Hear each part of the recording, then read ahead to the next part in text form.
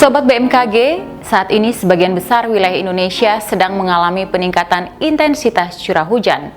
Dari beberapa wilayah dilaporkan bahwa telah terjadi banjir yang kerap memakan korban nyawa maupun harta.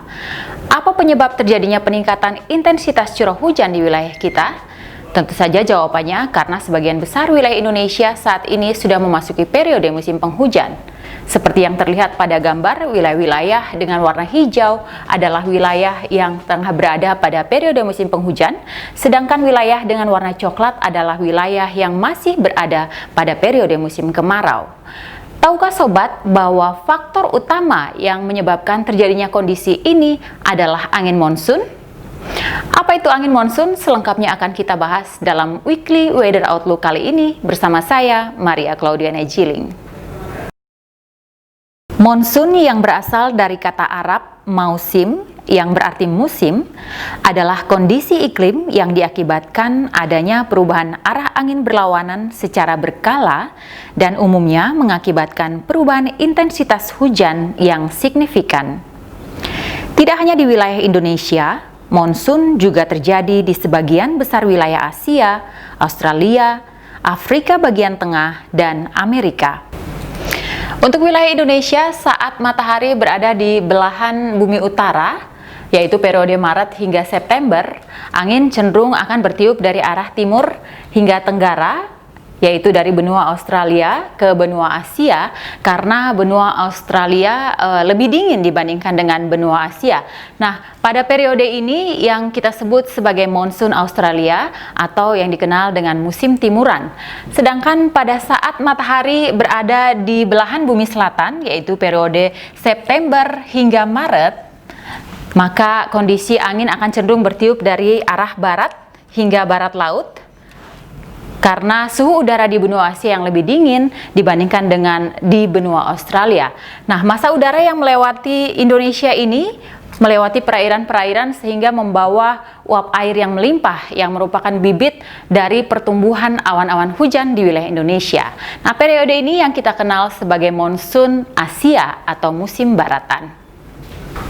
Dari hasil analisis terlihat bahwa sebagian besar wilayah Indonesia didominasi angin dari arah barat hingga barat laut yang mengindikasikan aktifnya monsun Asia. Nah, ini kita bisa lihat dari citra satelit kanal uap air bahwa hampir sebagian besar wilayah Indonesia memiliki uap air yang cukup tinggi yang nampak melalui warna-warna biru ini. Nah, uap air yang tinggi ini membantu peningkatan pertumbuhan awan hujan di wilayah Indonesia. Nah, terlihat dari citra satelit awan, hampir sebagian wilayah Indonesia ditutupi oleh warna-warna orange, di mana menunjukkan bahwa wilayah-wilayah tersebut memiliki awan hujan yang cukup tinggi. Berdasarkan indeks monsun Asia berikut, pada bulan Desember, nilai indeks monsun Asia cenderung negatif, yang menunjukkan bahwa monsun Asia semakin kuat melewati wilayah Indonesia. Peningkatan ini dapat semakin memberikan dampak signifikan apabila terjadi bersamaan dengan pembentukan gangguan cuaca seperti siklon tropis. Pada daerah jalur pertemuan angin atau konvergensi, memberikan dampak intensitas hujan tinggi dengan durasi yang panjang akibat pertemuan angin yang mengangkat massa udara yang membentuk pertumbuhan awan-awan hujan. Perlu sobat ketahui bahwa puncak musim hujan tahun ini ditandai dengan monsun Asia yang kuat, juga bertepatan dengan aktifnya fenomena iklim global La Nina seperti yang sudah kita bahas di episode-episode sebelumnya. Nah, tentunya hal ini akan semakin meningkatkan potensi pertumbuhan awan hujan di wilayah Indonesia. Namun demikian, Sobat BMKG tidak perlu khawatir berlebihan. Tetap waspada dan ikuti terus informasi cuaca yang diberikan oleh BMKG. Sobat BMKG, selanjutnya kita akan melihat prospek cuaca untuk wilayah Indonesia sepekan ke depan.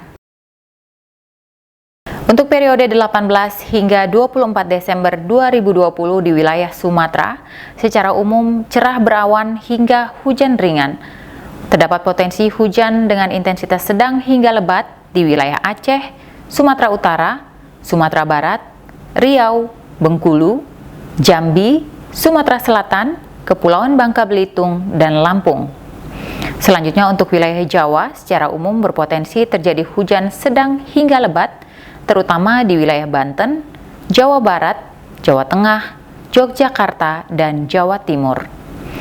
Beralih ke Kalimantan, secara umum Kalimantan berpotensi terjadi hujan ringan hingga sedang, namun perlu diwaspadai adanya potensi hujan sedang hingga lebat di sebagian besar wilayah.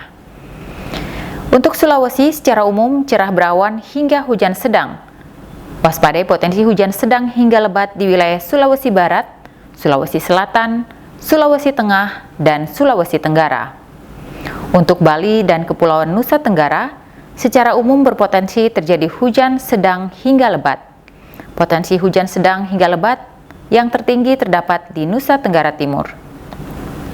Wilayah Maluku, Papua Barat, dan Papua secara umum berpotensi terjadi hujan ringan, namun perlu diwaspadai adanya potensi hujan lebat di sebagian besar wilayah. Demikian Sobat informasi yang dapat kami sampaikan, semoga bermanfaat dan dapat menambah wawasan Sobat terkait cuaca. Perlu kami sampaikan bahwa prospek cuaca tadi merupakan gambaran cuaca secara umum di wilayah Indonesia yang dapat berubah sewaktu-waktu. Karena itu kami himbau kepada seluruh Sobat BMKG untuk terus memperbarui informasi cuaca, iklim, dan gempa bumi yang kami sajikan melalui website kami di www.bmkg.go.id atau melalui aplikasi Info BMKG yang bisa Sobat unduh melalui App Store atau Play Store. Sobat juga bisa follow akun sosial media kami di @infobmkg, Instagram, Twitter, Facebook, dan YouTube. Mari kenali cuaca dan lingkungan agar terhindar dari ancaman bencana hidrometeorologi. Patuhi protokol kesehatan dengan menggunakan masker, mencuci tangan secara rutin, dan menghindari kerumunan. Salam sehat dan sampai jumpa!